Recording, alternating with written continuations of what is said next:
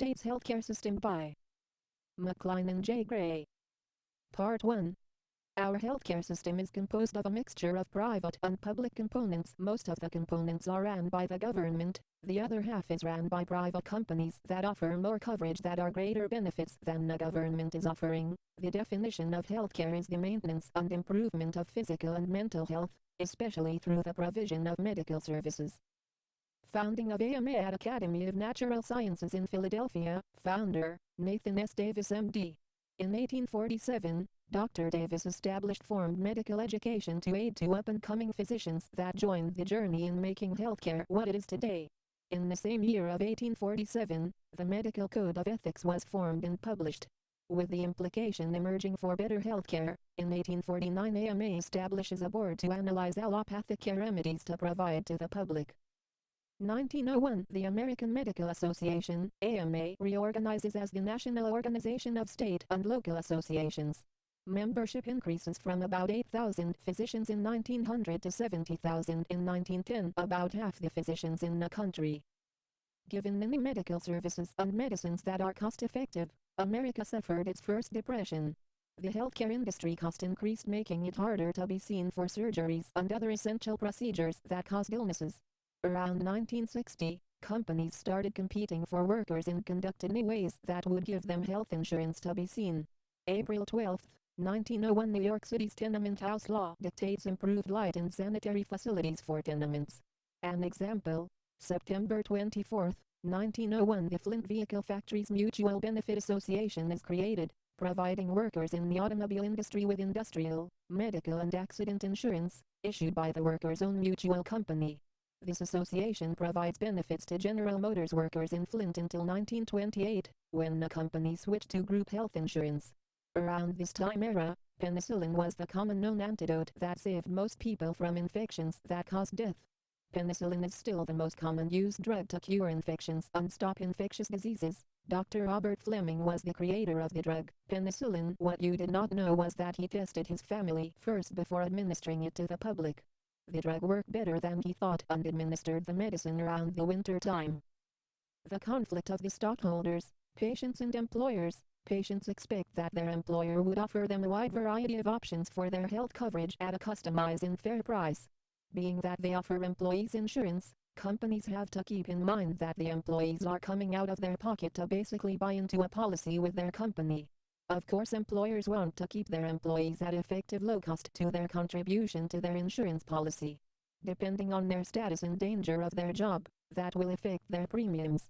For an example, a construction worker will have to pay more due to the fact their jobs are dangerous rather than a taxi cab driver. Providers and payers. Nowadays doctors want to provide the best care service they possibly can by using up-to-date and accurate technology and software. They want to provide the best quality preventative and allopathic care possible. We all hate insurance companies, which are the payers. To me, insurance companies nowadays want evidence and based diagnostic plans. Back in the 1900s, you could just go see a doctor and the insurance companies would send the physicians a check for their service. So this is where service for fee was taken advantage of and new ways of paying providers were implemented. Part 2. The cost of the U.S. healthcare system. Managed care plans are called indemnity plans, which is defined as having security and protection preventing against a loss or other financial burden. Now we know that is somewhat true.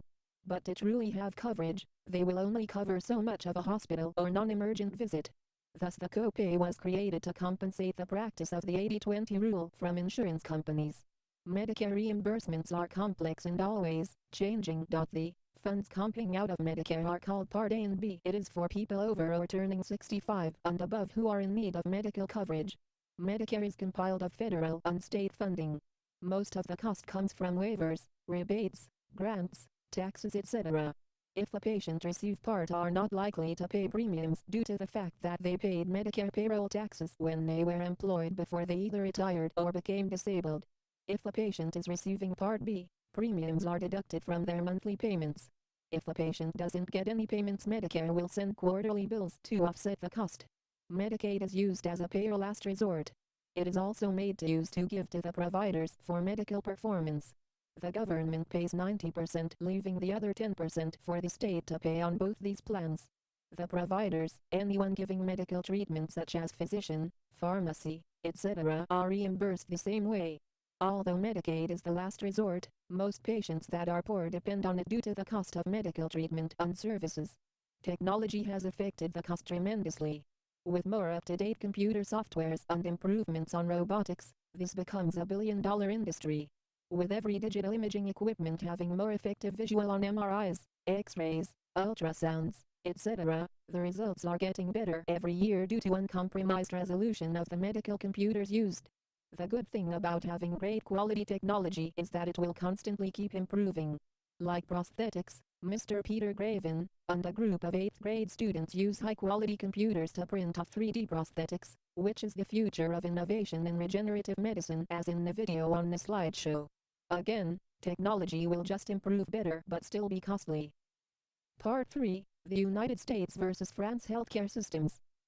As I've stated in my past French healthcare system research, the positive of the French is, they make a way for anyone that wants to become a nurse, doctor or any kind of provider. School is free. The French care more about creating more help than putting a burden on students to study to become a doctor.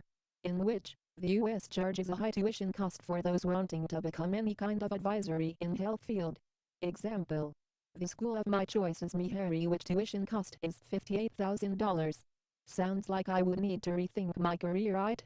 But in the study of medicine and physicians being in high demand, I find it very rewarding after all the schooling. France make it more affordable to be seen. With their government issuing 80% of their funds to everyone who can't afford it, you can also get additional help that covers their citizens to be seen in an inpatient and outpatient settings, digital imaging, medical transportation and hospitalization to where the patient doesn't have any financial expenses whatsoever. The US have different forms of how they charge for every healthcare department provided. We pay thousands of dollars for an X-ray, versus little to nothing on an outpatient visit. We are charged by thousands when we have an emergency and have to be taken away in a medical vehicle when the French pays for medical transportation. As a medical student in the US, we could emulate and learn how the French system has worked for them since World War II. With the French physicians being able to get schooling for free, they feel that it is more essential to give education to those doctors who in return may not charge as much as US doctors. But they can work outside of public standards and create their private offices to gain more money. Part 4, Reforms and Improvements. As we all know, with the Reform Act in place, this gives way for more people that can't afford or doesn't have access to get the coverage they need. With the Reform Act, it is meant as Medicaid. Earlier in the text I said it is the last resort. The future of the Reform Act will constantly be altered due to the enormous amounts of poor families that will be required to get the access to use it. In my opinion, this will capitalize on physicians' fees and government increased budgets because there are more and more people here in the US per capita. Which they do forget that we are an international country that aid to foreign citizens as well. The danger of the Reform Act limits access to primary care physicians and will force all physicians to own their own private practice to where they can charge anything and accept certain insurance coverage, which then limits patients to go to the hospital ER for their prescription refills or if they have non-emergent outpatient treatments that need to be done. Here in Kentucky, we are growing rapidly. I feel that this reform has already affected us. More doctors are retiring early due to the changes in the laws of how they can practice and insurance coverage changes that are implemented. They do feel that they are losing more control over patient access and treatments that they can perform. No one wants to be pushed to the ER or non-emergent visits. This also puts a crunch on ER physicians as well. They have less face-to-face time with patients due to non-emergent patients having to be seen with the high-emergent patients. It becomes overwhelming. As a veteran working in the ER, it becomes a bit inhumane when a physician has to work 16 to almost 20 hours a day because no private physician in Bowling Green, Kentucky will take Medicaid patients. This is why I want to become a traveling physician and see patients that are non-emergent and that have emergencies. As time goes on, there will become a shortage in providers but become a high demanding career for those coming up behind me. What they don't want to know is that the government will have more control like they want and how much time is required face-to-face with patients. That would result in less providers and more patients. In conclusion, here in the US we can fulfill great things being that everything involves money. But the healthcare system is a vigorous entity, which means distinct and independent category among the government. I don't feel that we will fix the problem with cost-effective services in the near 10 years. I feel that the poor and second-class citizens in the US are targets for financial growth but in reality will become a financial burden to healthcare. If the cost of medical service doesn't improve, the government will be legally killing off those who cannot afford insurance, or cannot get medical treatment. To me this is called population control. I've been researching population control all over the globe. With the government being able to implement different ideas in the medical field, unlimiting access to those who can and cannot afford it, isn't making it equal to everyone. Now this can be an argumentative issue. As a future physician, of course I look to get paid well to travel and see patients, but I don't want my paycheck to be the reason why I see patients. My paycheck would be the result of countless hours, sleepless nights, time away from family, that I want to see my patients. I will make time for my patients and give them that time to let me know any and everything that is wrong with them, no matter if it is urgent or non-emergent. With the governments focusing on money, they don't realize how far in the hole they are putting physicians. One being face-to-face time. You can't treat a patient in 15 minutes without knowing all the details. So they are allowed to make an unlawful educated guess, which in details charge the patient for the physician's performance and service. So, as a patient and a future physician, this is very unfair and unconstitutional to the patient in America. This country thrives off money, but when you make money the higher priority, you give way for faults and internal issues that could have been prevented in the beginning due to less time.